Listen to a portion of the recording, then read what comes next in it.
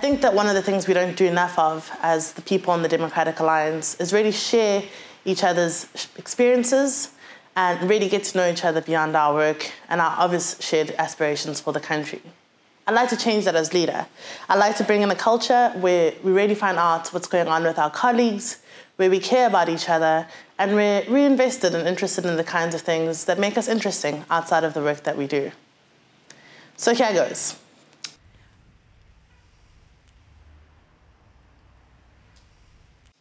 I grew up in Durban. I have rural homesteads in Kandla and Pumulo, my dad's and my mom's respectively.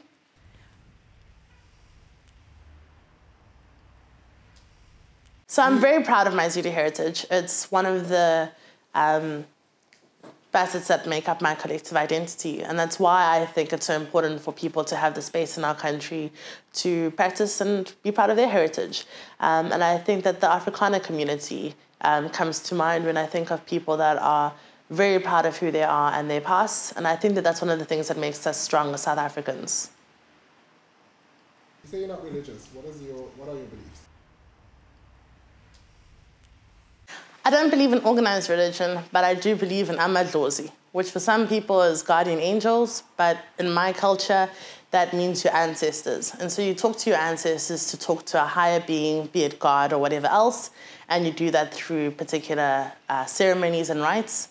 And so I respect everybody's views on their religions and how they access their spirituality. For me, this is how I've grown up, and because I have a very special connection to my father who passed away when I was 8. I truly believe that he looks out for me along with my other ancestors. And so for me, because we all are shared consciousness and are basically stardust, I think that's the way that I connect to my spirituality and whatever higher being there might be.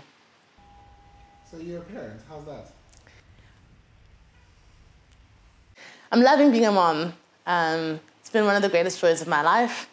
I'm trying to make sure that I raise somebody who's going to be caring and empathetic and a real value to the rest of the world. I love Sarabi very much, and I want to be as present as possible for her and really hope to shape her and, support her in anything that she wants to do.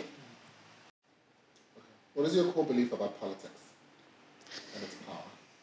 I think the purpose of politics is really to try and help people reach a form of self-actualization. There's no other reason that we're on this world except to find our purpose and meaning. And people can't do that if they're worried about bread and butter issues, whether or not their kids can afford to go to good schools. And I think that that's the role that politics needs to play. It needs to make the world easier for all of us so that we can actually reach the purpose that we were put on this earth for. And you can't dream and you can't reach that if you're worried about the kinds of things that, unfortunately, some of our states have failed to provide. What do you want people to take away from what you've just shared? I'd like people to feel like they know a little bit more about who I am, but more than that, to try and find out a little bit more about their colleagues. I think we'll be a far kinder party when we understand each other on a more human level.